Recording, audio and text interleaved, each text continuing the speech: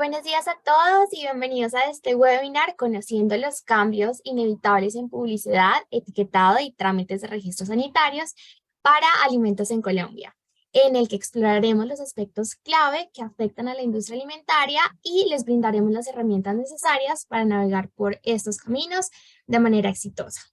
Antes de comenzar, queremos agradecerles por su participación el día de hoy y recordarles que pueden ingresar a nuestra página web www.hollandhouse-colombia.com, donde podrán ver los eventos próximos y las noticias más recientes de Holland House.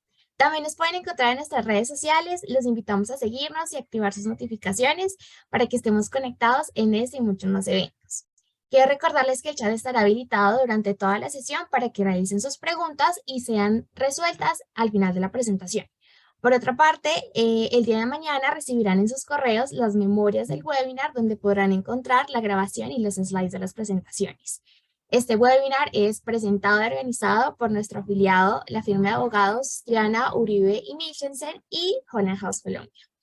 Les presentamos a nuestros tres panelistas. Sandra Ávila González, quien es socio de la firma Triana Uribe Michelsen desde septiembre de 2017 y hace parte del Departamento de Litigios en Propiedad Intelectual y Publicidad desde el 24 de julio de 2012. Es especialista en Derecho Comercial y magíster en Derecho Económico de la Pontificia Universidad Javeriana.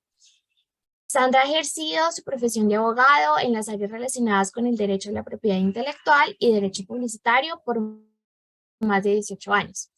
Ha sido reconocida internacionalmente en las guías World Trader Review 1000 por su práctica en asuntos relacionados con solución de conflictos en asuntos marcarios, por su práctica relacionada en litigios en asuntos de propiedad intelectual. Por otro lado, tenemos a Natalia Quintero García, quien es abogada de la firma Triana Uribe desde agosto de 2022 y hace parte del departamento corporativo encargada de los temas relacionados con registros sanitarios y demás procedimientos relacionados con el INVIMA.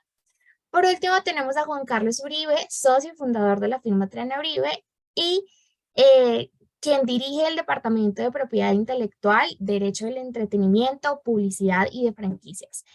Juan Carlos ha ejercido su profesión de abogado en las áreas relacionadas con el derecho a la propiedad intelectual por 34 años y ha sido reconocido por listas y publicaciones internacionales como Best Lawyers, World Trade Market Review, entre otros.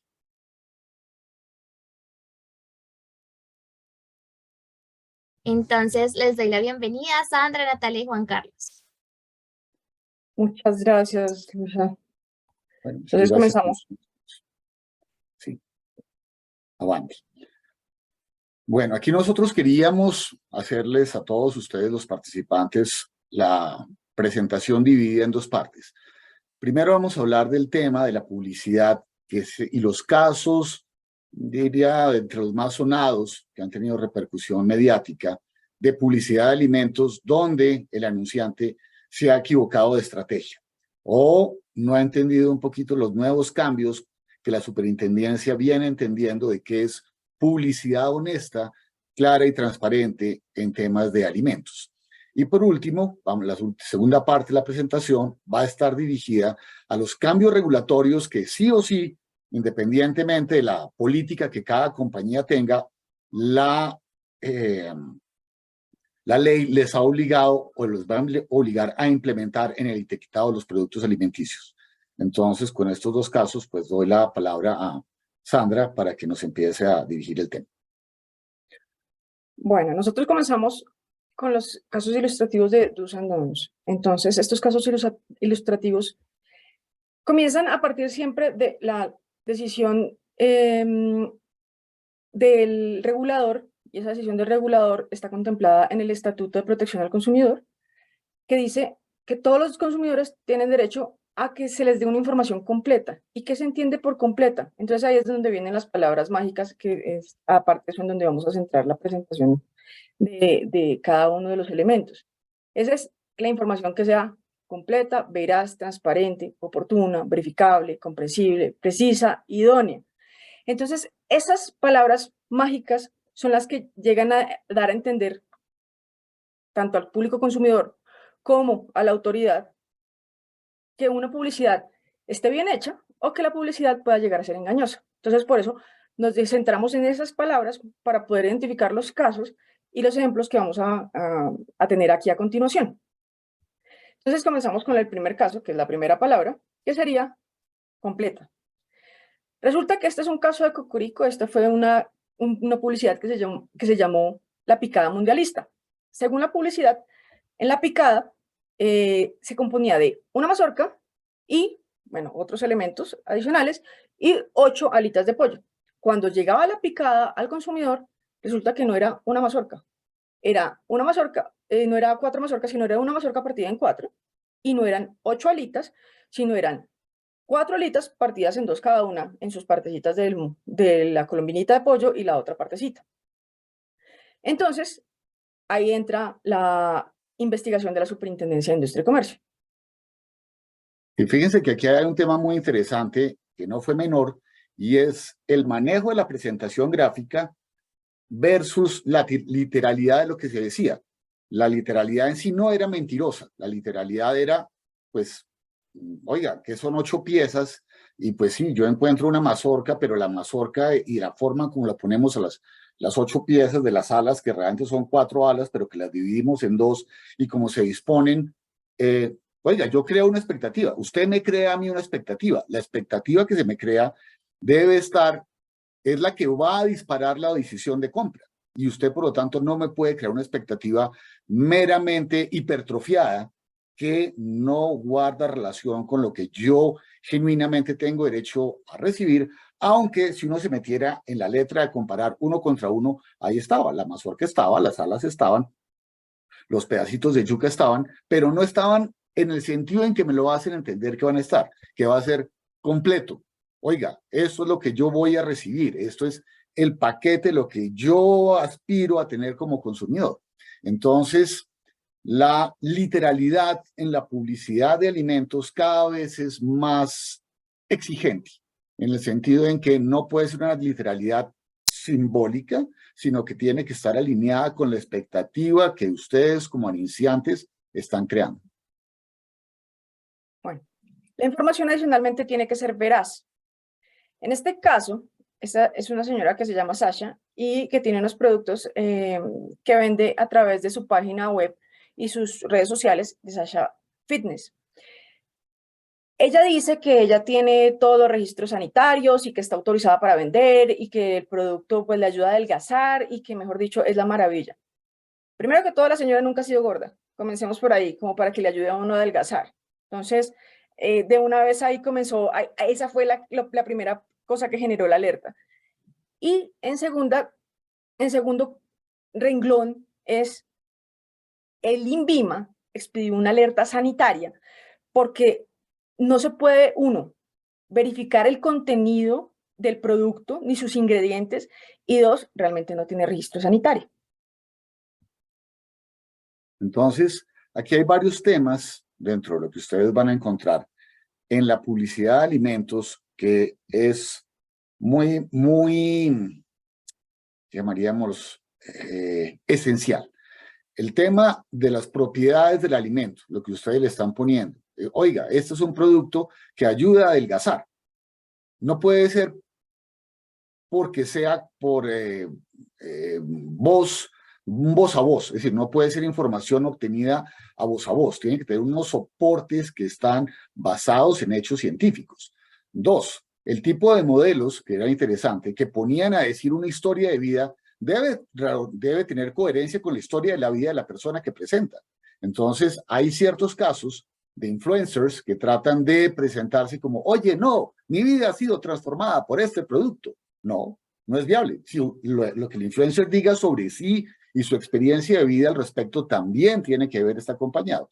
Y por último, por supuesto, está que las características de las premisas de valor que el producto quiere transmitir al consumidor efectivamente lleguen a ocurrir.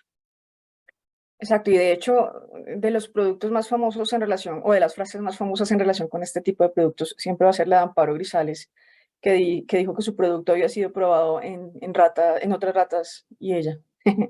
Pero bueno, digamos. Transparencia. La información tiene que ser transparente, ¿no? Entonces, con el lactosuero ha habido muchas investigaciones y en relación con el lactosuero ha habido varios inconvenientes.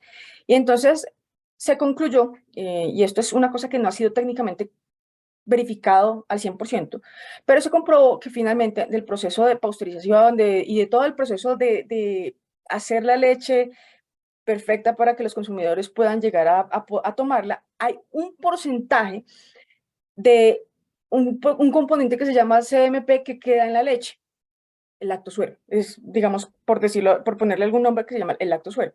Más técnicamente me pueden corregir, pero más o menos esa es la explicación técnica.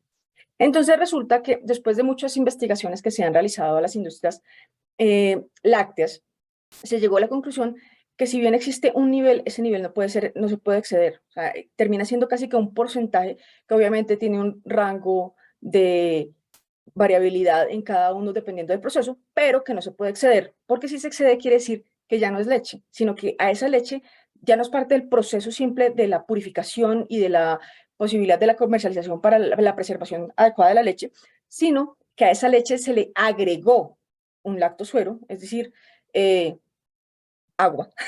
No, pues no es agua, pero pues más o menos digamos que se aclaró la leche, y entonces eso hace que la leche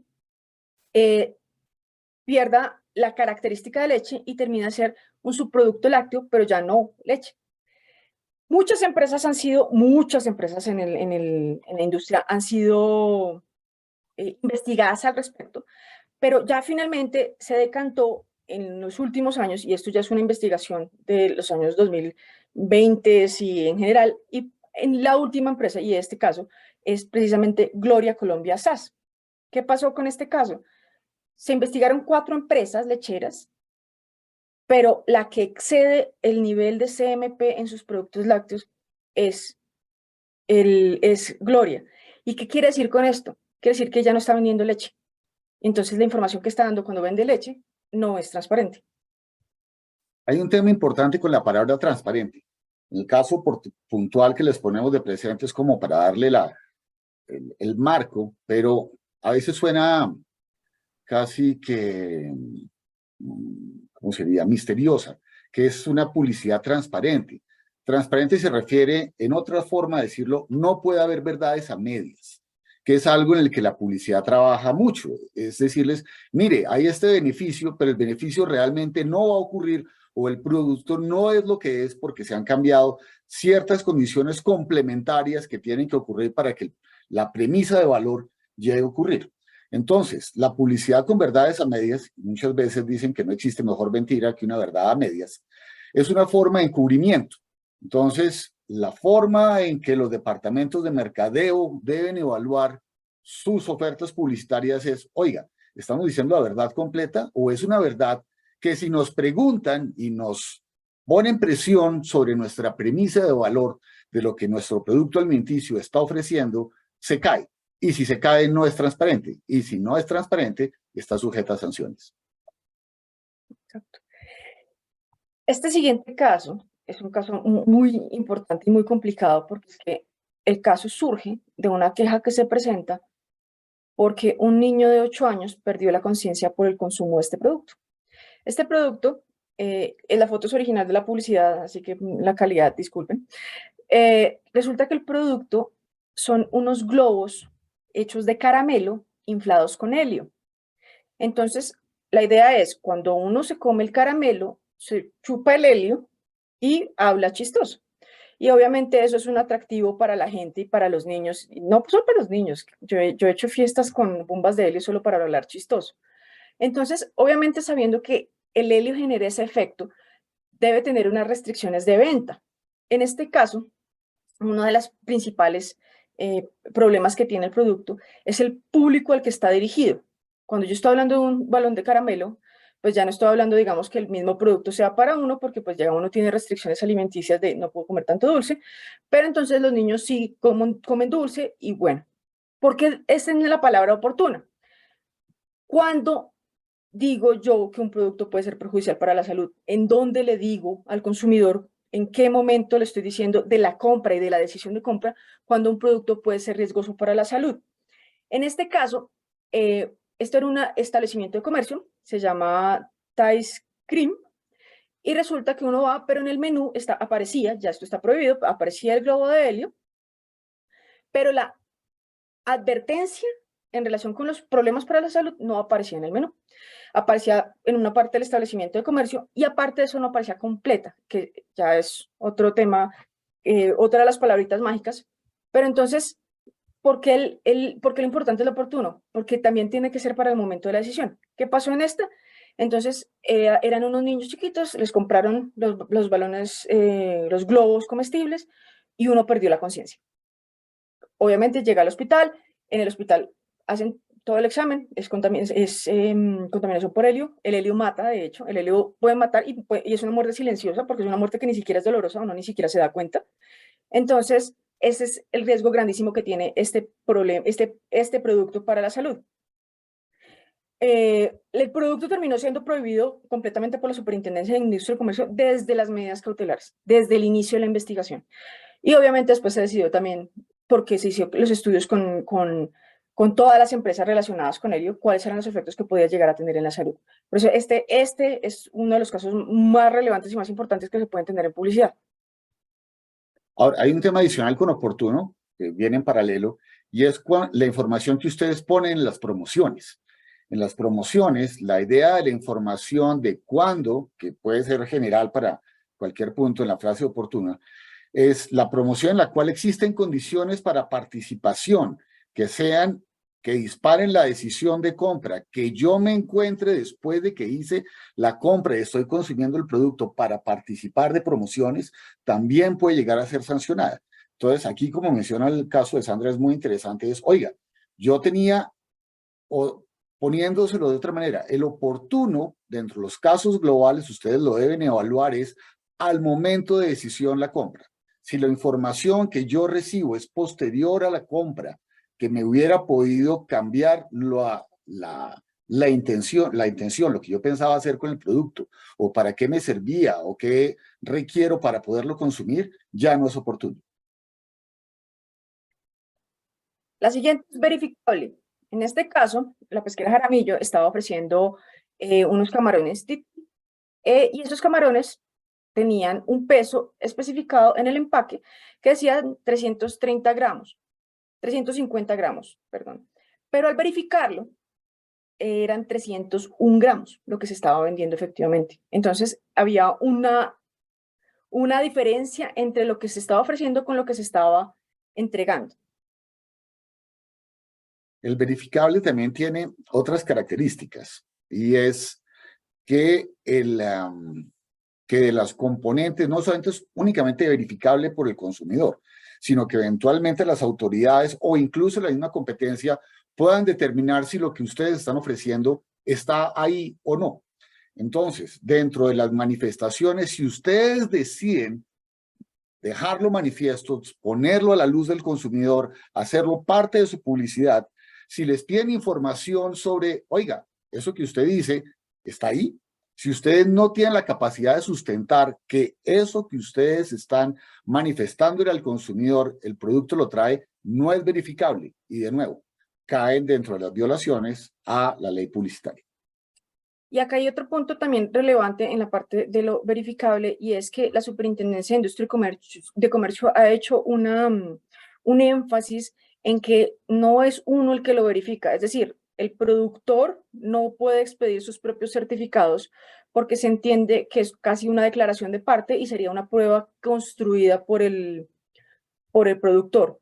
Para que sea verificable y la Superintendencia de Industria y Comercio entienda que se acepta la verificabilidad del producto, de lo que se está diciendo con el producto, tiene que ser una certificación expedida por un tercero que no esté vinculado a la empresa, de forma que sea independiente y que no tenga ninguna vinculación con la compañía. Obviamente en este caso estamos hablando de simplemente peso, pero por ejemplo, si yo estoy diciendo que tiene algunos beneficios para la salud por alguna razón, eso también tiene que ser verificable y tengo que tener el estudio en donde efectivamente se pueda concluir que si uno consume ese producto, sí se mejora la salud en ese tipo de sentidos que se establecieron en la publicidad. Eso es supremamente relevante porque además es donde más sanciones existen para la publicidad de alimentos y la publicidad en general. Es comprensible. Esta es una sentencia, esto es una decisión larguísima porque esta es una decisión en donde se hizo el análisis de mucha publicidad que sacó Productos Hit. Productos Hit decidió sacar una campaña en donde querían hacer pasar sus productos como productos naturales. Resulta que ellos decían que su producto, entonces tenían frases como me hace más fuerte, como refresco de frutas Hit, lo mejor para la lonchera de tus hijos. Tenían frases como refresco de frutas pasteurizado Hit, elige Hit, la fruta de verdad. Hit es fruta de verdad. Y acá el problema era que se estaba haciendo creer a la gente que, por ejemplo, una de las frases contiene 2 veces más frutas que otros productos del mismo sabor de la categoría y de refrescos de frutas. Entonces, primero que todo, cuando se hace el 2 veces más, se está haciendo una parte de publicidad comparativa. Y entonces, el otro problema que había con esto es que realmente era menos del 13% de producto de fruta que se estaba utilizando. Y el resto eran componentes químicos. Sí, ahí el comprensible también tienen que tenerlo en cuenta con frases que quedan vagas y que no tienen ningún contexto preciso. ¿Te da más? ¿Te da más qué? Esa frase claramente no es comprensible. Entonces, alcanza tu meta. Sí, alcanza tu meta. ¿De qué estamos hablando? ¿Usted de qué me está ayudando? ¿Qué es lo que me apoya el producto? Ese tipo de publicidad que hace muchos años era perfectamente aceptable, no tenía ningún problema, en inglés la llamaban puffery, que era como exageraciones, manifestaciones comerciales de acompañamiento del producto de realce. Aquí cada vez, especialmente la industria de alimentos, la vienen considerando que tiene elementos críticos porque está afectando el bienestar físico de las personas donde no sea real, donde las exageraciones pueden llegar a crear un falso sentido de seguridad frente al producto o de beneficio del producto. Entonces el puffery, que era una expresión como de que exageremos, que venga, eso no tiene mayor problema alrededor del producto publicitario, cada vez lo llevan a que no. Usted si va a decir algo que hace su producto, usted tiene la capacidad de que no sea arcaico, de que no sea ambiguo, de que no sea, de que el público tenga que adivinar qué es lo que le están poniendo y que además obviamente lo tenga usted, como decíamos alto antes, con datos sustentables. Y acá también es relevante el hecho que se tiene que analizar quién es el público al que va dirigido. Este tipo de jugos HIT y todos los productos que son de lonchera normalmente no van dirigidos a los adultos, sino van dirigidos a personas menores de edad, porque nuevamente dice para la lonchera. Entonces había una de las publicidades que decía, es mejor para tu salud, ¿entiendes? Y le está hablando a un niño. Y ahí está el punto que el comprensible tiene que ser dependiendo de quién es el público al que va dirigido el producto. Y eso es supremamente importante porque obviamente existe una protección mayor para los productos que son, no para el producto como tal, sino para los productos que van dirigidos a los menores de edad, porque obviamente se entiende que es más fácil engañarlos que cuando se está hablando a una persona adulta que ya ha tenido la capacidad decisoria en diferentes tipos de escenarios. El siguiente es una publicidad que tiene que ser precisa, o sea, la palabra es precisa. Y acá estamos hablando de un producto de Doña Gallina. Doña Gallina sacó un caldo que se llamaba Doña Gallina Criolla. El caldo se publicitaba con que era un caldo hecho 100% de gallina criolla. Ahí hay varias cosas y es donde entra la precisión. Entonces, el caldo era 100% hecho de gallina criolla, quiere decir que si el caldo era 100% hecho de gallina criolla, no podía tener ningún otro ingrediente, pero el caldo tenía otros ingredientes. O podía entenderse, y entonces cuando hay dos posibilidades de interpretación, quiere decir que ya no es precisa la información. Siempre que yo pueda interpretar algo de dos formas distintas, ahí es donde ya queda claro que no es precisa la información. La otra interpretación era que era el 100% de gallina criolla, o sea, que había otros ingredientes en el caldo, pero que de esos ingredientes, el de gallina, el componente gallina era 100% de gallina criolla. En esta investigación, Koala no logró demostrar, uno, ni que el caldo era 100% de gallina, y dos, que la gallina usada no era 100% criolla.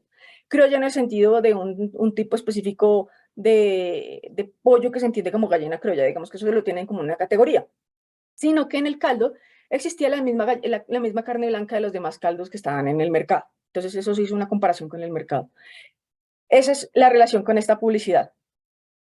Fíjense que las palabras, si los pareciera que estuviéramos hablando de un montón de sinónimos que fuera lo mismo, y no, todos son pequeños, son categorías muy, muy complementarias, pero que cubren elementos distintos del tipo de publicidad de las reivindicaciones que se van a hacer sobre la naturaleza del mismo. Pero sí hay un trasfondo que es único y es, diga la verdad. Cuando usted está armando un producto y quiere llevarlo al público, trate de lo que sea que va a presentar, no tener información que en un momento dado puedan decirle, oiga, usted miente. Entonces aquí el caso, por ejemplo, del 100% gallina criolla. Era, venga, 100% es 100%, ¿de qué estamos hablando?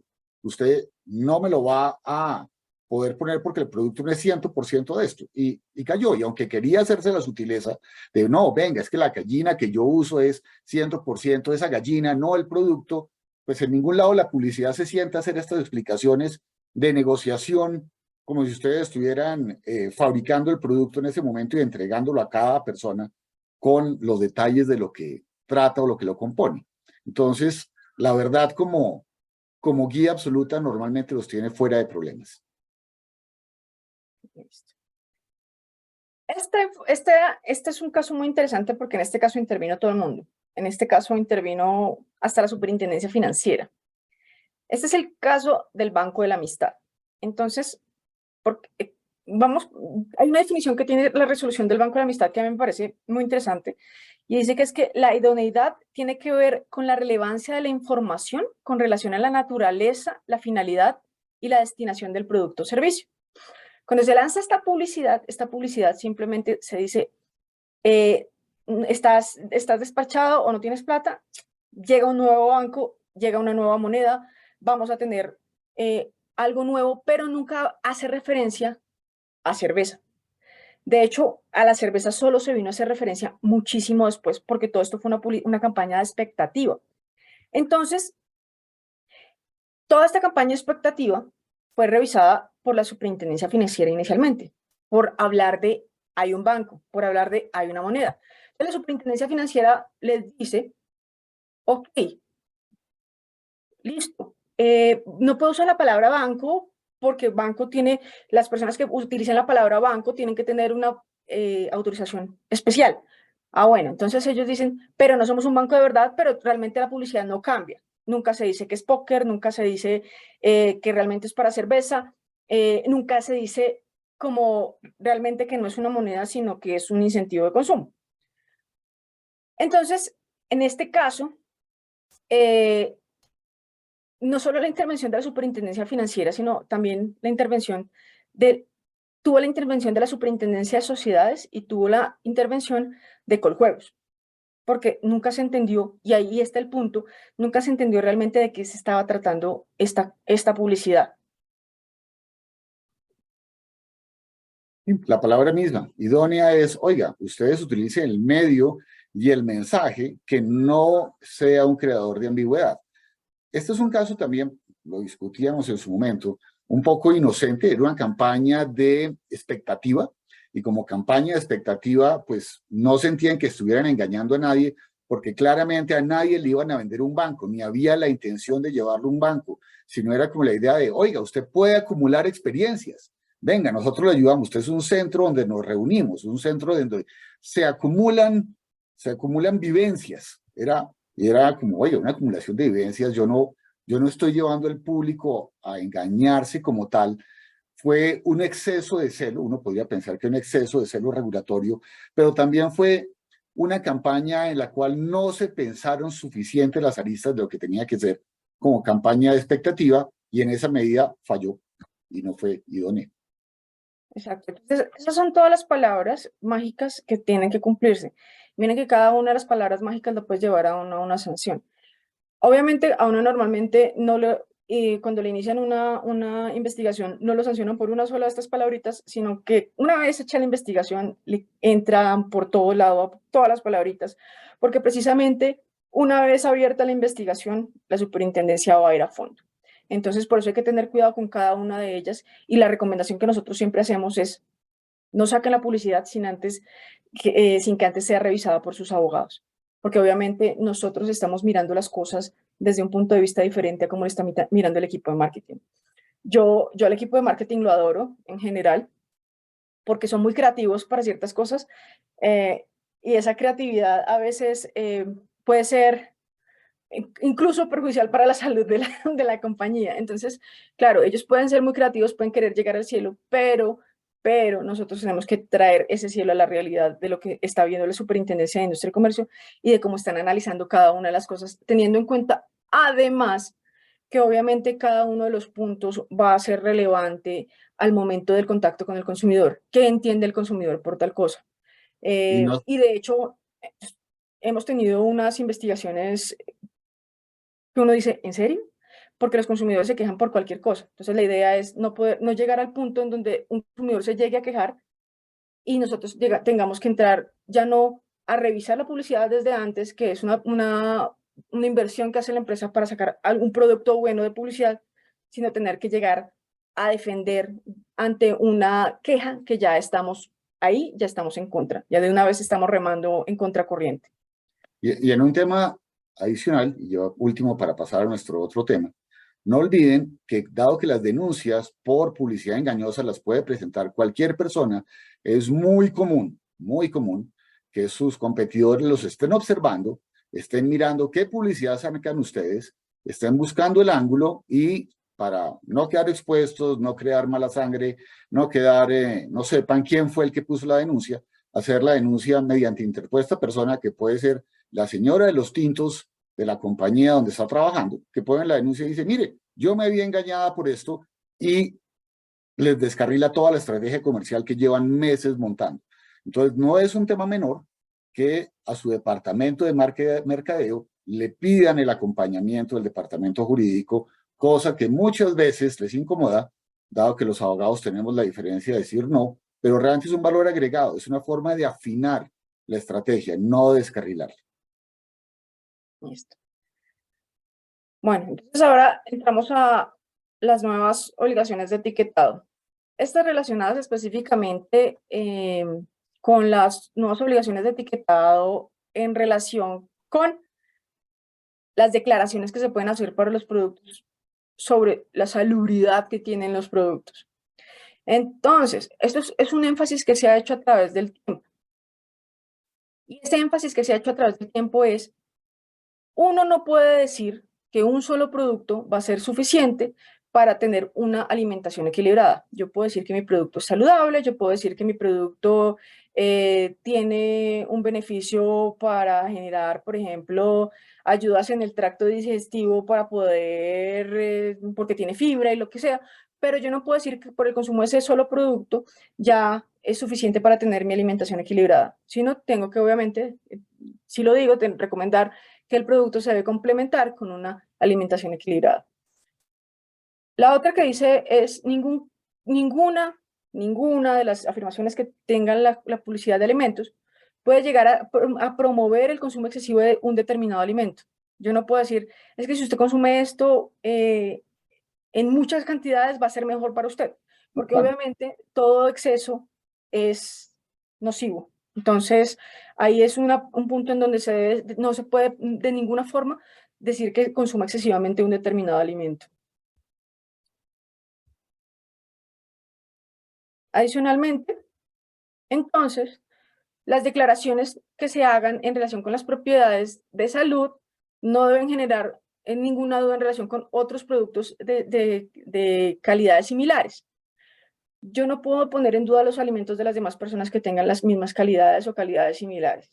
Obviamente acá estamos poniendo una comparación que no vamos a poder tener declaraciones porque tanto la pizza como la hamburguesa, si fueran vendidos en paqueticos, tendrían los sellitos, pero la idea es esa. Si yo estoy hablando de dos alimentos que puedan llegar a ser similares, yo no puedo decir que la calidad del otro es menor por cualquier razón. Siempre tengo que hacer mi declaración casi que basando exclusivamente en mi producto, y en este caso no puedo decir nada del otro producto que no sea absolutamente cierto.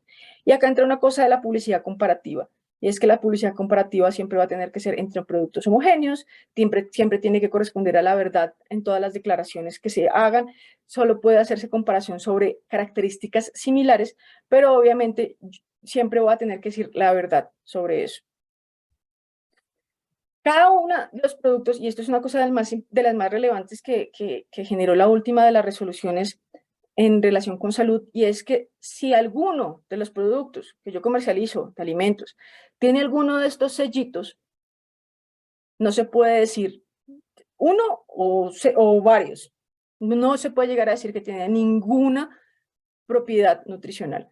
O sea, si yo ya tengo el sello, ya me toca quedarme callado en relación con propiedades nutricionales. Puede que el producto sea buenísimo para alguna cosa, pero si tiene alguno de estos sellitos, ya no se puede promocionar como si tuviera una propiedad nutricional, así la tenga. ¿Por qué? Decisión del gobernador, por decirlo de alguna forma. Esa es decisión de Estado. Y ante los argumentos de autoridad no hay mucho que hacer. ¿Por qué lo hacen? Lo hacen obviamente porque si existe una propiedad nutricional de un determinado producto, pero que ese producto pueda tener, por ejemplo, exceso en azúcares, yo puedo llegar a generar un daño si la persona ya lo llega a consumir en exceso. ¿Por qué? Diabetes, obesidad, si no salen a correr, obviamente, pues si salen a correr igual no va a haber obesidad, pero bueno, eso ya es, yo tengo un problema ya personal con la forma en cómo decidieron hacer las cosas, porque cuando uno salía a correr no tenía tantos problemas de salud. A jugar, cuando los niños jugábamos en el parque, ya no soy niño, pero bueno, cuando los niños jugábamos en el parque no nos enfermábamos, pero ahora que están frente a un televisor, obviamente cualquiera de estas cosas son mucho más fáciles de eliminar del cuerpo, y ese es también uno de los problemas que se está generando acá, y la razón de ser también de la red Papás, que eso fue casi que una reacción para que el Estado les ayudara a criar a los hijos, en vez de ellos echarlos al parque y dejarlos y quitarles el teléfono. Pero bueno, esto es una nota personal. Adicionalmente, no se permite cuantificar cuál es el grado del riesgo. Yo no puedo decir, es que el riesgo que puede generar este producto es solo el 10% o el 2% o el 1%. No, si hay riesgo, hay riesgo. Listo. Y eso no se puede cuantificar porque obviamente cuando un alimento entra al cuerpo, el riesgo ya se sale del alimento como tal y entra a coexistir con los factores que tenga la persona en el cuerpo. Entonces, por ejemplo, a una persona saludable puede que el riesgo sea 1% o muy bajo, pero una persona que tenga diabetes, que tenga enfermedades de las que se llaman ruinosas, puede llegar a ser altísimo. Entonces, para evitar esas diferencias que están dadas no por el producto como tal, sino por el cuerpo que lo recibe, no se permite que se incluyan en los alimentos ningún tipo de afirmaciones en relación con la cuantificación del riesgo de ocurrencia de un daño. Además, no se le puede decir y no se puede implicar cuáles son, o decir de forma implícita que tienen propiedades curativas. Hay muchas, y esto es muy curioso, ¿no? Porque cuando uno escucha emisoras o oye emisoras como, eso depende cómo interpreten, pero emisoras como la Olímpica y esas cosas, eso pasa cuando uno está en un taxi o demás, que entonces tienen el que soluciona, que este producto le soluciona todos los problemas de salud y hasta la suerte. Entonces, yo todavía no he entendido cómo esta Superintendencia de Industria y Comercio no le ha entrado todavía a todas esas publicidades que están en esas emisoras, pero cuando hacen ese tipo de afirmaciones, ese tipo de afirmaciones también generan una expectativa que pueden llegar a ser real. ¿Por qué? Nuevamente, porque el cuerpo de cada persona reacciona dependiendo de la química interna del cuerpo. ¿Qué depende de la química interna del cuerpo? ¿Qué tiene uno? Y además que tiene uno es lo conocido y lo por conocer, porque uno puede tener enfermedades hereditarias que ni siquiera sepa y que estén por ahí durmiendo, todas bellas ellas y se despierten en un momento loco. Entonces, obviamente, se trata de, no se pueden hacer declaraciones de salud, ni que los alimentos tienen propiedades curativas o medicinales o terapéuticas, nada. Y estamos hablando incluso de productos como jengibre, que el jengibre es súper bueno para muchas cosas. Y ahí hay una cosa, es súper bueno para muchas cosas, pero hay gente que no puede tomar jengibre. Y por eso es que no se puede tener esta de propiedades curativas. ¿Por qué hay personas que no pueden tomar jengibre? El jengibre es altísimo en vitamina K. La vitamina K es para coagulación y hacer un producto que genera coagulación, obviamente va a ser prohibido para personas que tengan problemas con el grosor de la sangre. Entonces, por eso, así el jengibre sea buenísimo, yo no puedo decir, es que el jengibre es buenísimo para la salud, porque habrá personas para las que sea pésimo y puedan incluso matarlas. Y además, entonces, el término saludable no puede ser usado para presentar los alimentos de forma que realmente comunique que solo ese producto va a generar salud. Obviamente no voy a decir que la hamburguesa es saludable, pero pues, es rica.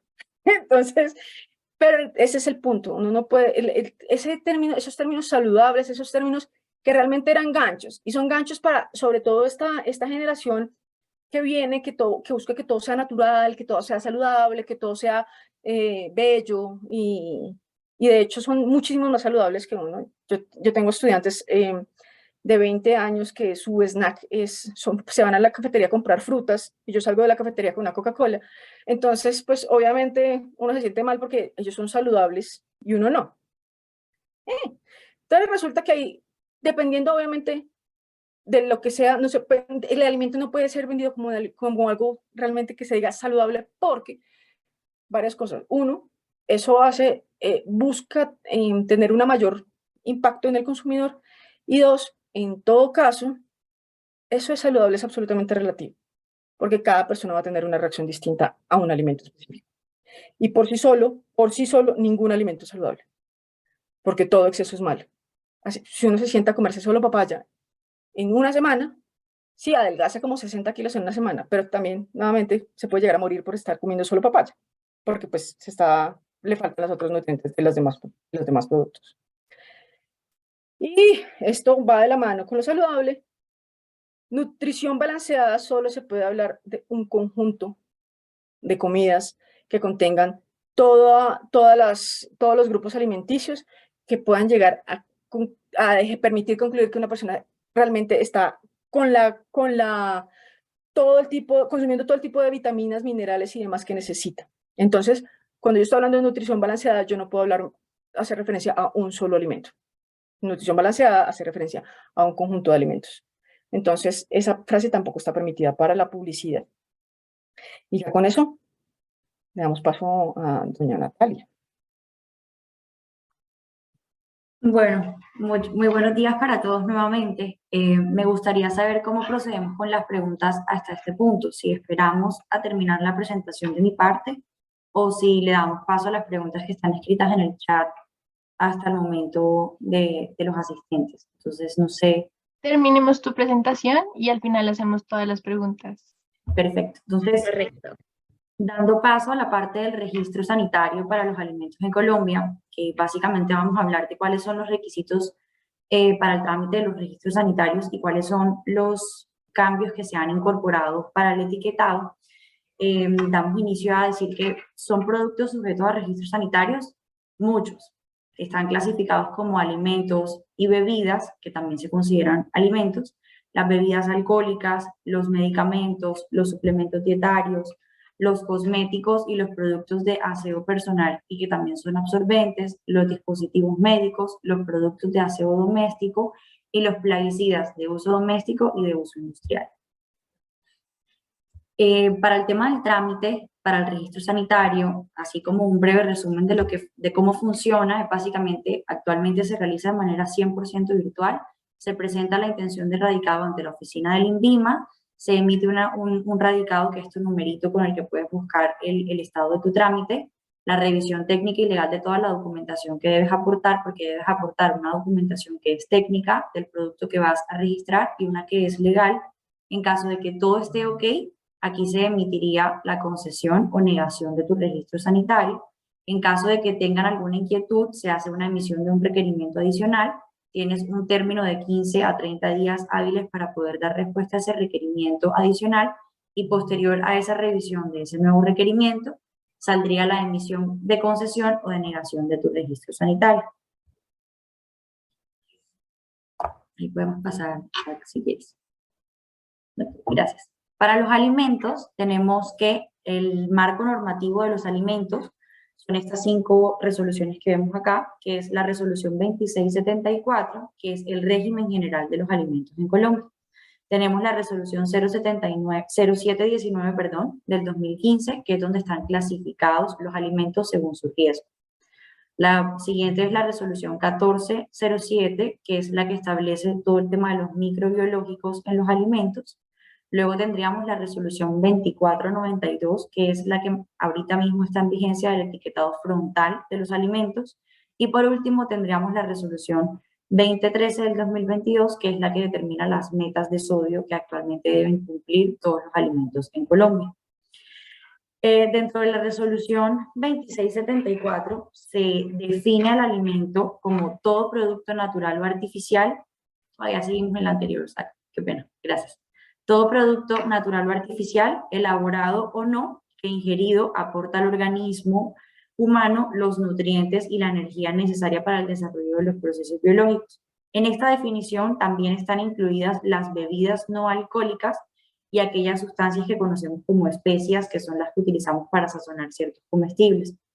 Adicionalmente, resulta pues muy prudente que precisarles que las definiciones en Colombia son muy importantes, porque para que un alimento sea denominado como alimento y no como suplemento dietario o como cualquier otro tipo de producto sujeto de registro INVIMA, debe cumplir con ciertas características que son las que acabo de mencionarles, que debe aportar nutrientes y energía necesaria al organismo.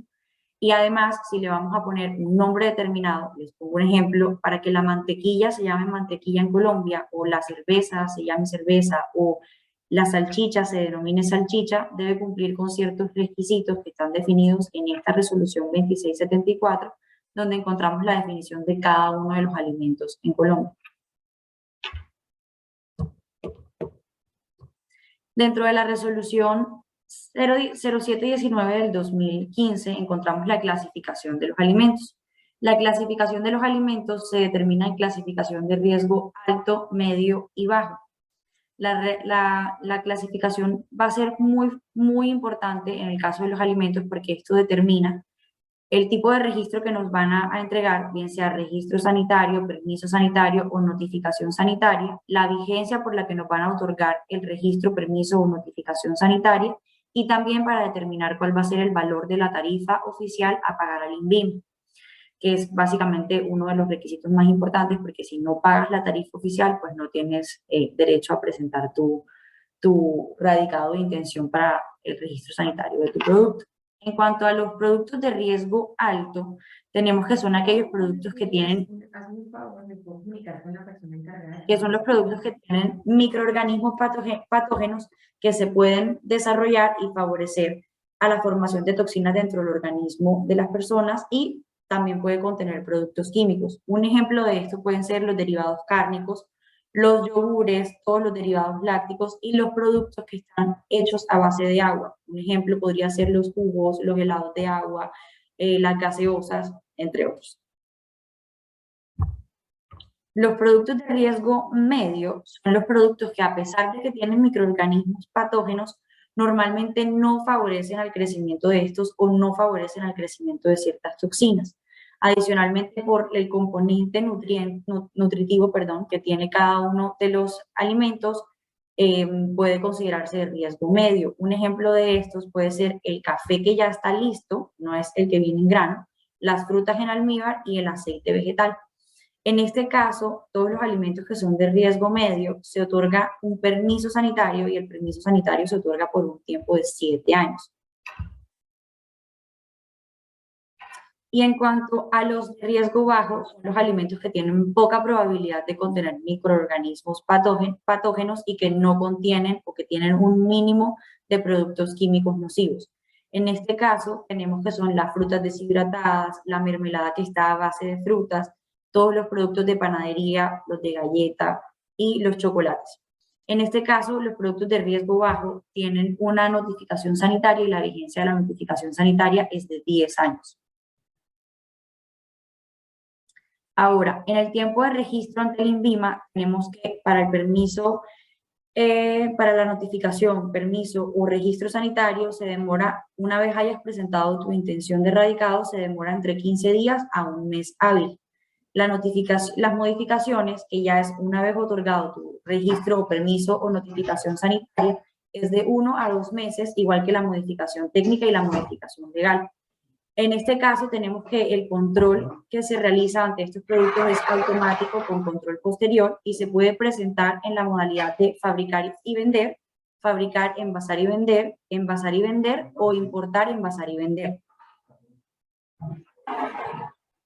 Ahora, tenemos que en el artículo 3º de la resolución 2674 del 2013, tenemos la obligatoriedad, establecen cuáles son los productos que están obligados a tener registro sanitario, pero además nos presenta cuáles son los que están exceptuados de esa obtención de registro sanitario, dentro de los cuales tenemos a los alimentos naturales que no son sometidos a ningún proceso de transformación, como lo vendrían siendo los granos, las frutas, las hortalizas frescas, la miel de abeja y cualquier otro producto apícola.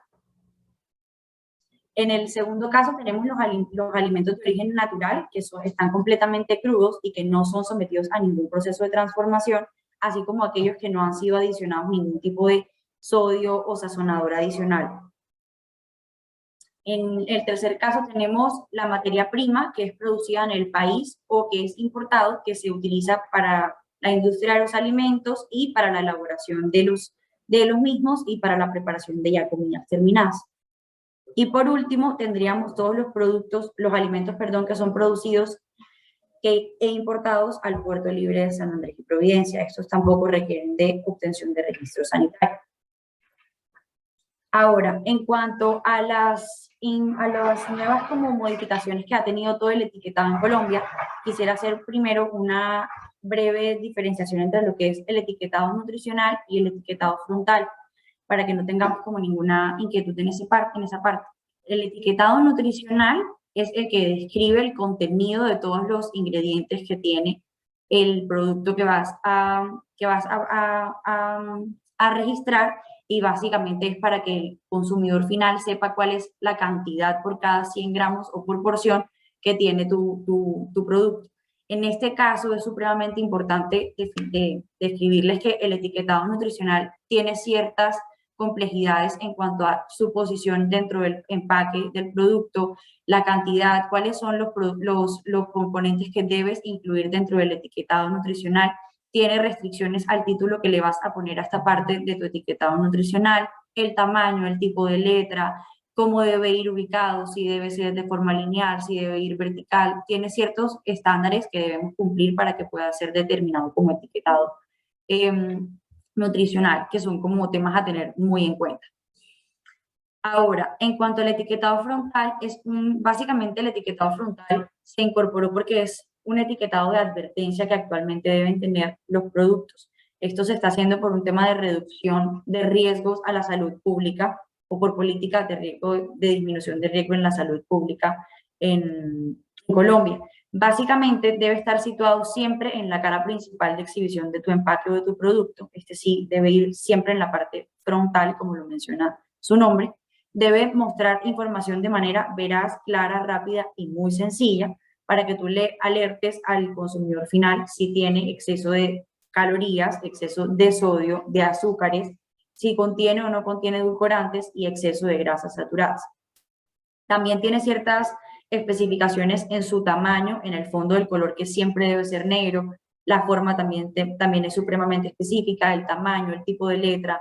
Todas estas también tienen ciertas especificaciones que se deben cumplir para que puedas incorporarlo dentro de tu etiquetado. Adicionalmente a esto, es supremamente importante tener en cuenta que para tú determinar si debes poner alguno de estos sellos de advertencia, de los sellos frontales que mostramos en la diapositiva anterior, debemos tener muy en cuenta que el sodio, los azúcares, las grasas saturadas, las grasas trans y el edulcorante tienen un máximo por cada 100 gramos para los que son productos sólidos o semisólidos y 100 mililitros para los que son líquidos. Te pongo un ejemplo. El sodio, por ejemplo, debe ser no debe ser mayor o igual a 1 miligramo o una kilocaloría por cada 100 gramos en los sólidos, o no debe ser mayor a esta misma porción en los que son líquidos por cada 100 mililitros del producto. Ahora, en el ejemplo de los máximos de sodio, que esto es una parte en la que ahorita mismo se introdujeron ciertos cambios y estamos en el plazo para cumplir la segunda meta de los máximos de sodio que deben tener los alimentos. Ahorita mismo en Colombia hay una resolución que pide que tiene 59 productos muy puntuales y taxativos a los que se debe validar cuál es el máximo de sodio que deben tener para el 9 de noviembre del 2024, que es el tiempo o la fecha límite para cumplir con la meta número 2 de los máximos de sodio, porque la meta número 1, que ya actualmente se venció su plazo el 9 de noviembre del año pasado, por cada 100 gramos de producto deben tener ciertas especificaciones. Les pongo un ejemplo. El maní light para el 2024, el 9 de noviembre del 2024, debe tener 274 gramos por cada 100 miligramos por cada 100 gramos de producto. El producto que no cumpla con esta especificación para el 9 de noviembre del 2024, lamentablemente tiene una sanción, y la sanción no es monetaria, sino que la sanción es el retiro completo y absoluto del producto del mercado, que son temas que debemos tener como completamente en cuenta. Otro tema adicional a la validación del sodio y de los azúcares, grasas saturadas y grasas trans es validar cuáles son los componentes microbiológicos que tiene cada uno de los productos, que básicamente es determinar si es aceptable o no por la ausencia numérica que tiene de los microorganismos por masa, volumen y superficie o lote. Que esto también se va a validar, igual que el ejemplo de los máximos de sodio, se valida con la partida arancelaria de cada uno de los productos.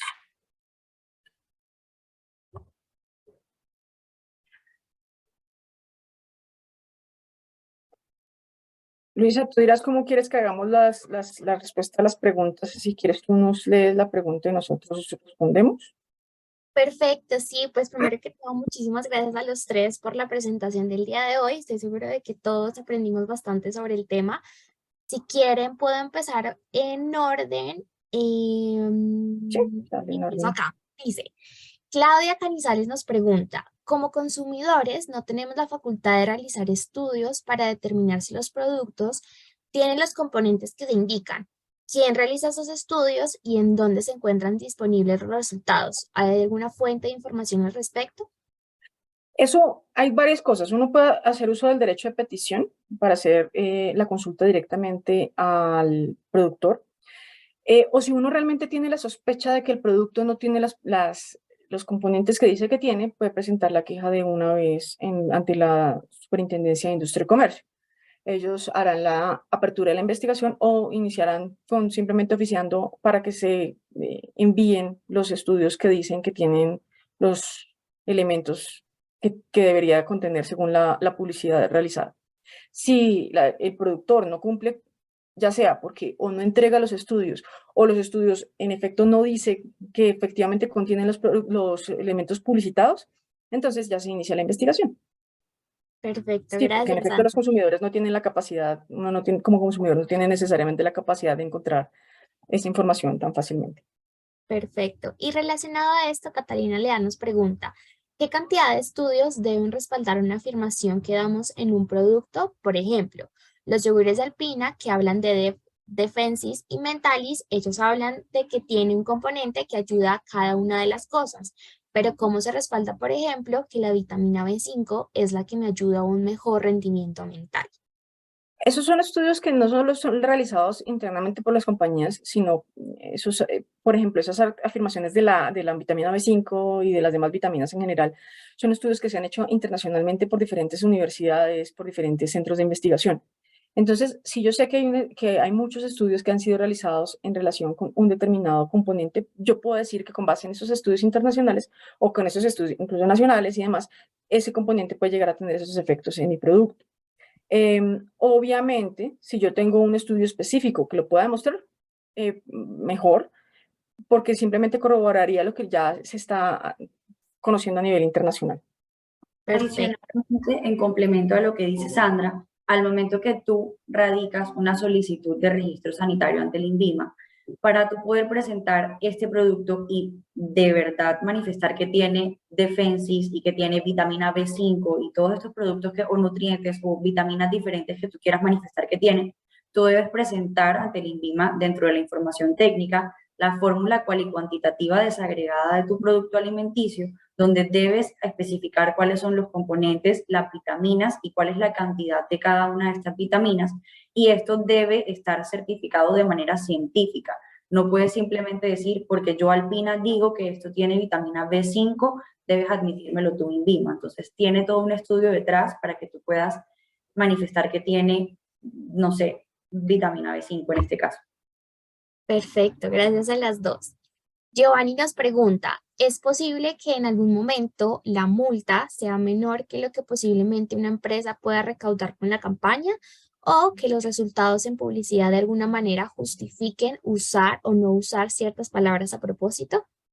Desafortunadamente sí, porque las multas no están basadas en la ganancia que la empresa haga en relación con una determinada afirmación, sino tienen que son estandarizadas con base en salarios mínimos legales mensuales vigentes, de conformidad con una cuantificación que hace la Superintendencia de Industria y Comercio y unos límites establecidos en la ley. Sí, Entonces, ahí sí. hay un tema que han llamado en publicidad la guerrilla advertising, en el cual yo voy a hacer campañas de pronto muy pequeñas y muy puntuales para crear una percepción y salir. Es decir, no voy a apalancarme continuamente en transmitir ese mensaje. Por lo tanto, eventualmente, la multa que me van a poner, yo hago un cálculo cínico, digo, bueno, ya sabe que yo hago esto y por mucho que me lleguen a multar suma X, mis ganancias van a ser mayores, démonos el lapo.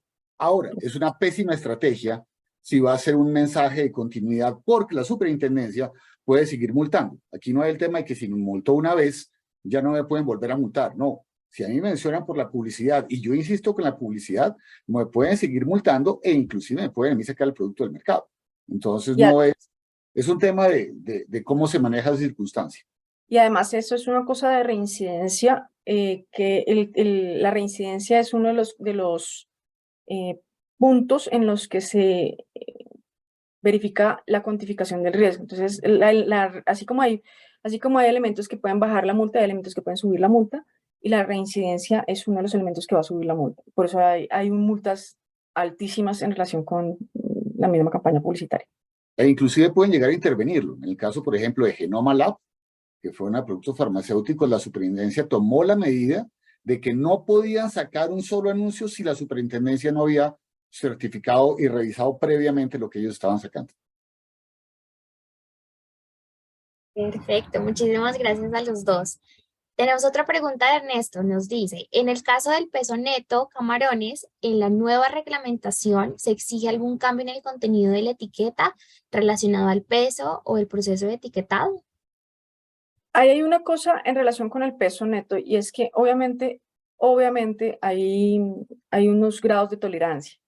Lo que pasa es que en este caso, en el de los camarones, por ejemplo, que se puso, y también pasó con los aceites, ese grado de tolerancia no es tan alto como para que uno pueda llegar a decir que de 350 gramos que estoy promocionando, yo solo vendo 300 o 301 gramos.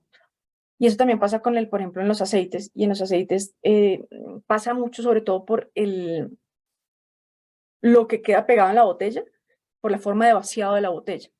Entonces, no es que cambie, sino que uno tiene que verificar necesariamente que con el nuevo etiquetado, además, lo que se esté cumpliendo o lo que se esté anunciando entre dentro de los rangos de tolerancia que está. Pero, nuevamente, ¿sabes? Para cumplir con todo me tocaría incluso cortar el último camarón a medidas para que quede la medida exacta, ¿no? Entonces, hay grados de tolerancia hacia arriba, hacia abajo. Obviamente, hacia arriba muy difícilmente un comerciante lo va a hacer, pero lo que sucede son ese tipo de cosas dependiendo del producto específico de que se trate. Perfecto. Muchas gracias, Anda. También nos preguntan, ¿hay también regulaciones para el caso de consumos para mascotas? ¿Está también regulados estos productos que uno ve en la ciclovía? Sí, pero no va por este lado. No, eso realmente lo regula el ICA. Lo Porque regula el ICA. Entonces, productos que son de consumo animal, son de consumo animal y pues no están catalogados como un alimento para nosotros y no requieren de registro sanitario en VIMA, sino que requieren de un registro que realiza el ICA.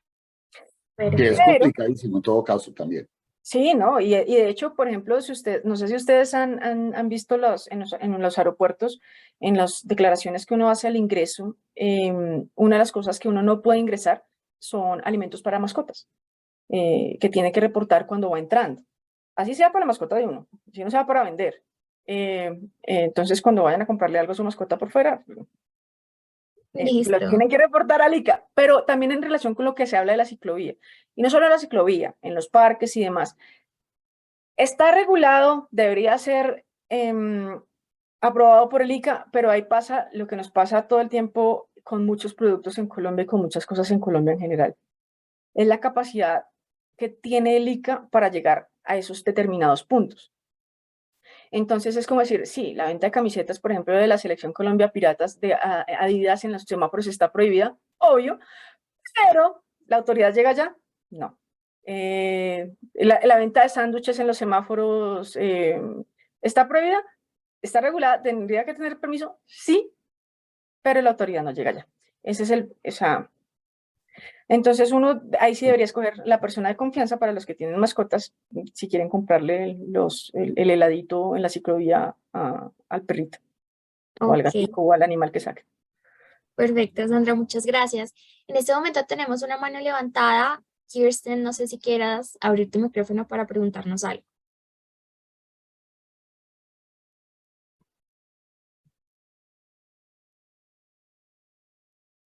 Está con micrófono apagado.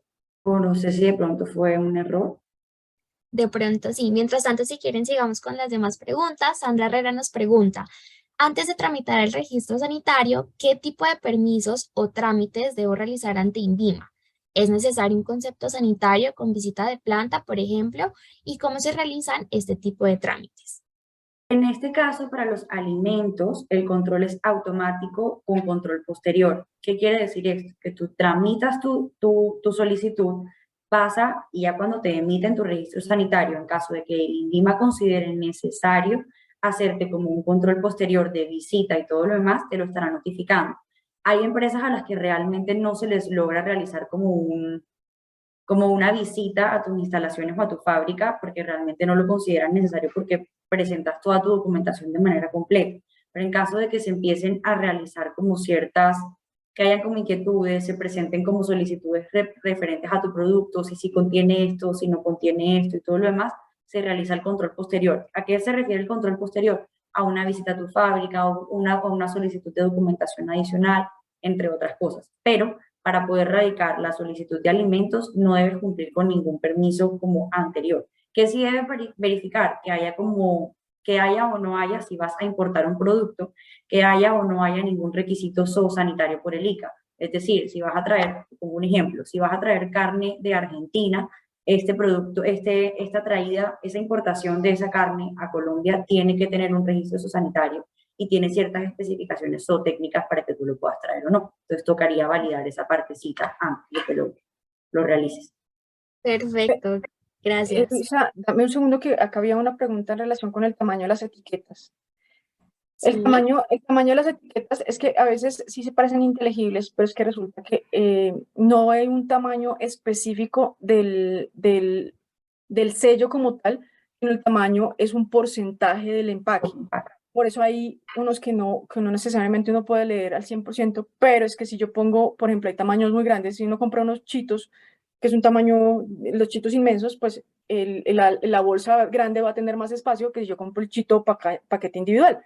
Entonces, no puede tener el mismo tamaño, sino el tamaño corresponde a un porcentaje del empaque. Esa es la relación con el tamaño. Sí, perfecto. te exige que sea 25% el tamaño de tu empaque. Entonces, realmente hay unos que sí quedan muy pequeños porque, como lo dice Sandra, el empaque es muy pequeño. Súper bueno ese dato. Muchísimas gracias a las dos. Camilo Barreto nos pregunta, actualmente, ¿qué está pasando con los registros sanitarios que no han actualizado el agotamiento de etiquetas de acuerdo a la nueva normatividad de la resolución 2492 que empezó a regir en junio? Ok, para el tema del agotamiento, te explico una cosa, Camilo. Resulta que para que tú, como ya hay mucho producto que actualmente se encuentra en el mercado sin este etiquetado frontal, que se incorporó ahorita en junio, lo que se permitió fue pedir un agotamiento. Este agotamiento, ¿qué te permite? Que tú tengas un plazo de tiempo adicional para tú poder implementar este nuevo etiquetado frontal para Colombia dentro de tus productos. Asimismo, se permitió, o el INVIMA dentro de esta misma resolución permitió que en vez de tú cambiar todo el etiquetado o toda la parte frontal de tu producto o el empaque de tu producto, puedas utilizar adhesivos adicionales. No sé si has comprado últimamente algún producto que contenga algún sello y lo que te están permitiendo es que tú pongas, es básicamente un sticker que estás poniendo que es color transparente, pero tiene tus 2 sellos negros en el tamaño que debe ser exigido con la forma, la letra, todas las precisiones que está manifestando el INVIMA, y se lo puedes pegar en la parte frontal a tu producto mientras tú realizas las modificaciones respectivas. Perfecto, gracias Natalia. Adolfo nos dice, estas nuevas medidas para protección del consumidor son excelentes, pero nuestra regulación comparada con las leyes de protección a nivel mundial, ¿estamos aún muy atrasados? No, Creería.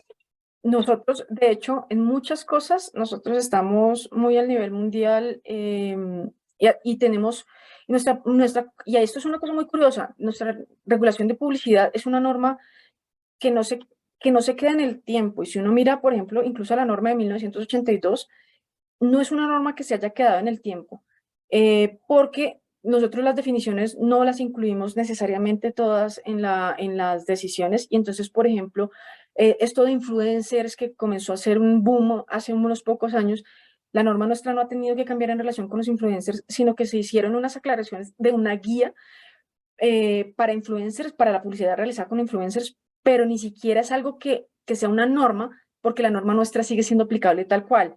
Y ese es el punto en donde uno ve, la norma nuestra es una norma que no se ha quedado en el tiempo, sino que es una norma que está tan bien hecha que todavía nos pueden atacar cosas nuevas, que podemos seguir lidiando con este tipo de regulaciones que tenemos.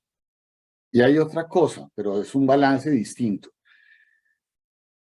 Dentro de las normas que rigen la publicidad y de las reivindicaciones que un comerciante puede hacer, se entiende que no son para idiotas. Es decir, dentro de un producto, la autoridad no puede partir de la premisa, al venir a fiscalizar el tipo de publicidad, en que los colombianos somos tarados y que por lo tanto hay que decirles todo como si fueran bebés de 3 meses o de formas obvias no se puede negar.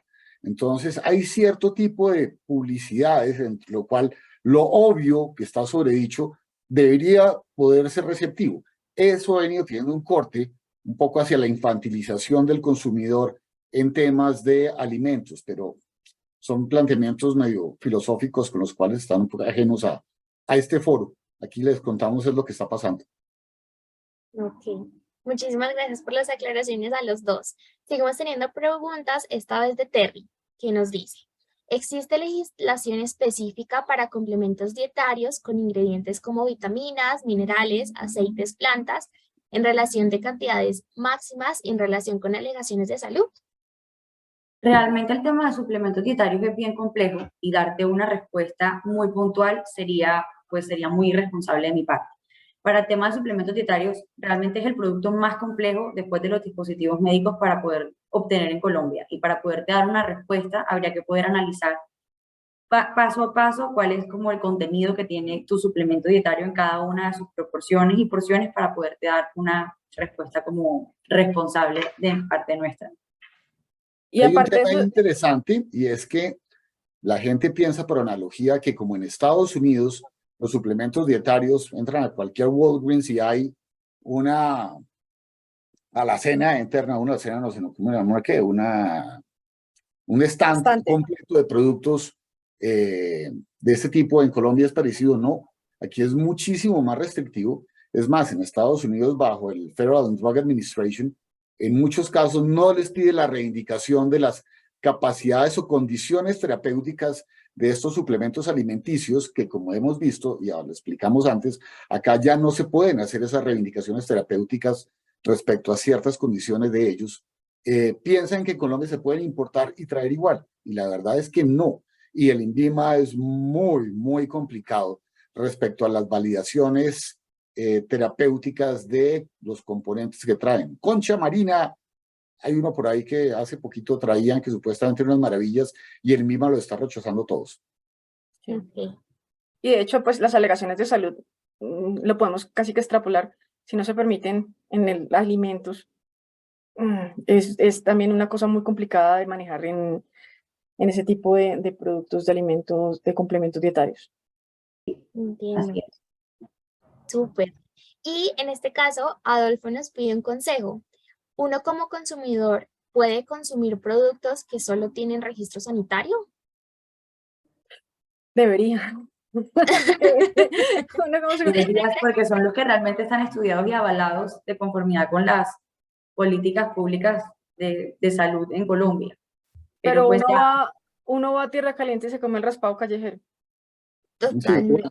o o vas a un restaurante y te comes sin una ponerlo hamburguesa y no pasa nada. tan aventurero, en Francia hay un montón de quesos que usted va y consigue en ferias de pueblitos que no están pasteurizados. En principio, la comida por lo que mencionábamos, que es de alto riesgo por los patógenos que trae, pues los franceses tienen una cultura de que a más oloroso el queso, más exquisito es, y a más oloroso un queso, más patógenos trae. Es cuando eso está, es decir, tienen edificios de Podrido. bacterias construidos encima.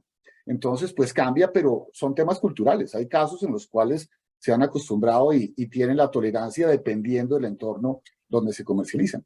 Pero es que ese es precisamente también el caso del raspado de nosotros. Digamos que nosotros tenemos, y esa es una cosa que uno mira, el raspado no tiene registro sanitario, no tiene, pues, casi que ni siquiera las medidas sanitarias, porque pues uno ve la mosquita parada ahí encima del hielito y uno igual se lo come. Entonces, obviamente, habrá el que se intoxique como mi hermana y por eso a mí me lo prohibieron por un tiempo, pero ya cuando pude comprar me lo compré. Entonces, eso ya es una cosa obviamente, si uno puede evitarlo, pues evitarlo, pero pues muchas de las cosas que uno hace en los pueblos para la economía local es comprar el bocadillito donde no es, el callejerito y ese tipo de cosas. Entonces, ya eso depende mucho de uno. Totalmente de acuerdo, Sandra. Y Andrés Cárdenas también nos pregunta, ¿por qué la regulación le da el mismo tratamiento a los a los edulcorantes artificiales y a los naturales? ¿Qué consideraron para agruparlos? Es bien diferente la stevia a, por ejemplo, el aspartame. Bueno, Andrés, en ese caso no es que el INVIMA los haya agrupado o les dé el mismo tratamiento.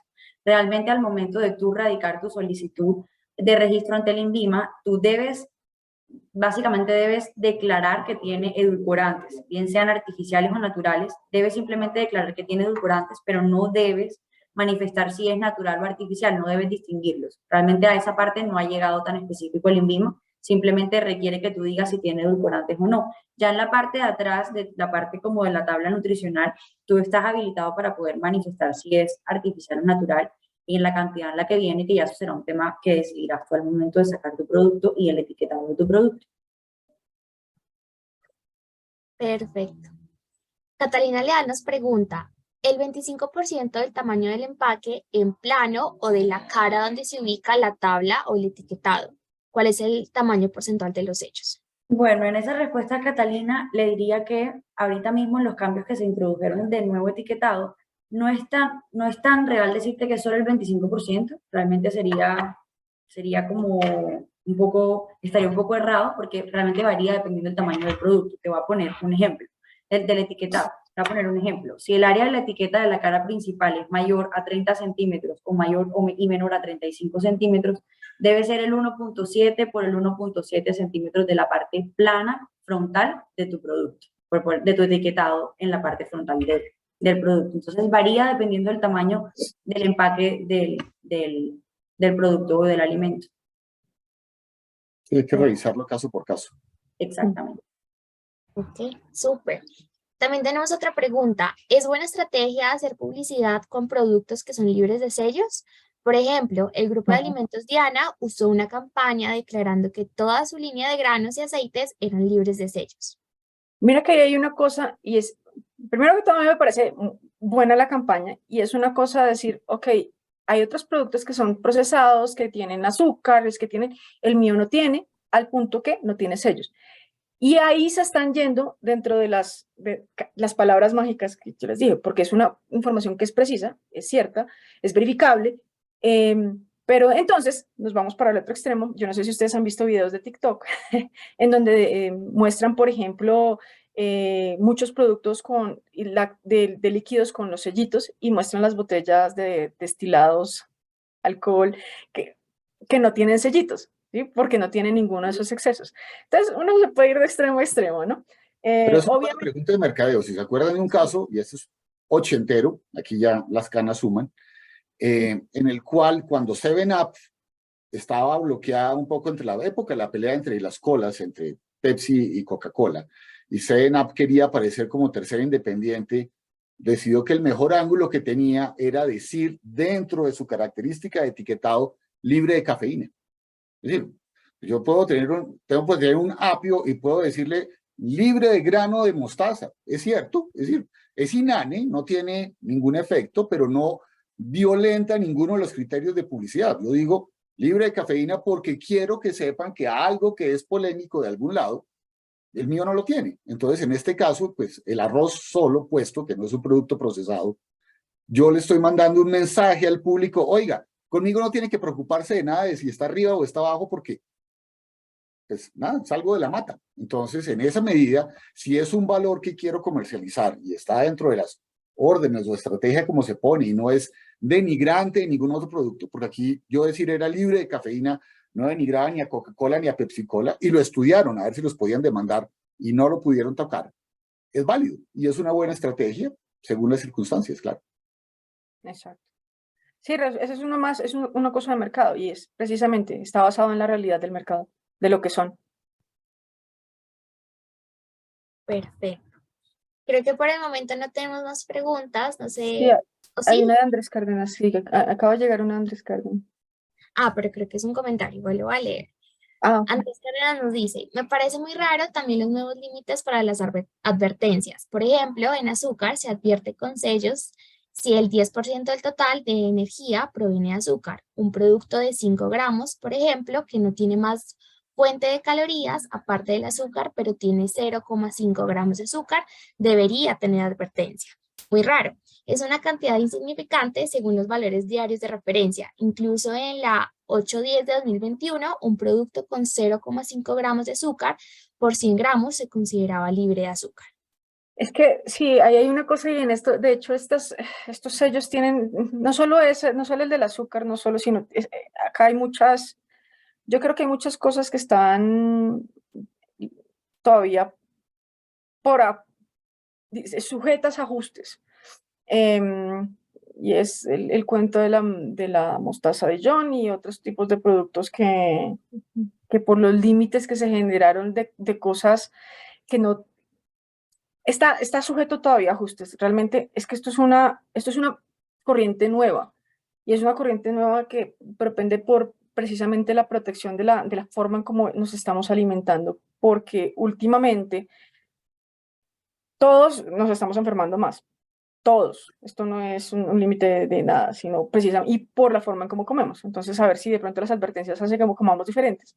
Habrá personas como yo que va a seguir comiendo igual, pero habrá personas en donde estos sellos sí comiencen a generarles una alarma, una alerta o demás. Entonces, pero ese es como el punto ahí. Perfecto.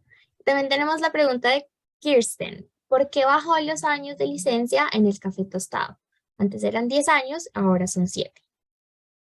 El Los café microcositos. tostado en grano sigue siendo de riesgo bajo, por lo que seguiría teniendo 10 años. El que manifesté que eran 7 años es en el que ya viene listo para el consumo, que sería el que está en polvo, porque se considera de riesgo medio. Realmente está una tabla completamente está taxativo, explícito en la resolución 719, en la que puede validar cuál es el riesgo medio, alto o bajo, y ahí está especificado cada uno de los productos. La respuesta más o menos es porque así lo dijo el legislador y ese es un argumento de autoridad al que no podemos refutar. Desafortunadamente es una respuesta que esto parece un poquito grosera, pero es el infortunio que tenemos a veces con las decisiones del legislador que no tienen explicación. Totalmente. Bueno, creo que por ahora no tenemos más preguntas. No sé si alguno de nuestros asistentes quisiera abrir el micrófono o hacer una última pregunta. Bueno, Margarita nos dice, quiero conocer sus conceptos sobre los productos con CBD.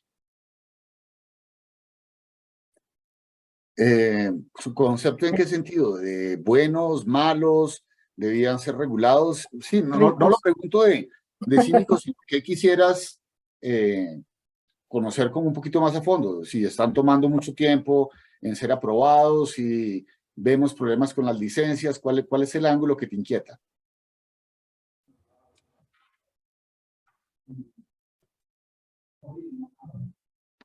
Sí, es bastante demorado. Es bastante demorado el tema del trámite porque se considera que es un producto. Hay personas que lo radican como si fuera producto fitoterapéutico, hay otras personas que es que varían dependiendo de cómo lo vayas a presentar, pero en teoría es demorado porque el INVIMA se demora muchísimo en resolver cualquier tipo de producto que no sea o un alimento o una bebida alcohólica. Cualquier otro tipo de producto, suplemento dietario, dispositivos médicos, tiene un tiempo de registro bastante elevado que pues realmente no podría como darte una respuesta de por qué el INVIMA se demora tanto en sacarte un registro de este tipo de productos. Por ejemplo, ahorita mismo el suplemento dietario se está demorando 3 años en salir un registro sanitario, incluso la renovación del registro sanitario, por lo que no podría darte como una respuesta de por qué a ciencia cierta se demora tanto. Hay un tema extralegal que es bastante triste, obviamente, y es que bajo la administración de nuestra primera ministra, la señora Corcho, que tuvimos en su momento, ella hizo un desmadre absoluto dentro del INVIMA y el Ministerio de Salud con funcionarios y profesionales que estaban calificados y organizados para sacar a todos los que no estaban con su línea comunista. Entonces, pues esta señora que hizo un desastre operativo interno a todo nivel, creó caos de lugares en la INVIMA que simplemente los trámites quedaron congelados porque la INVIMA se quedó sin personal competente para seguirlo gestionando, y estaba el tema de las nuevas contrataciones a los cuales estaban pidiendo casi que pureza de pensamiento para contratarlos. Entonces, pues es extrajurídico, pero sí era el motivo de la realidad política de nuestro desastre de presidente, el cual no me importa decirlo públicamente. Sí, no, y desafortunadamente, esto es una cosa que pasa con cada cambio de gobierno. El personal en cada una de las entidades de este estilo cambia y entonces viene entrando como un periodo de choque en donde la demora por el desconocimiento de ciertas cosas se demora más. Y como los productos de CBD son nuevos, ese es un periodo de transición que le va a costar un poquitico al INVIMA superar. Y sí, desafortunadamente eso genera informalidad. Pero pues en esa realidad estamos, en esa realidad vivimos. Y pasa con muchas cosas.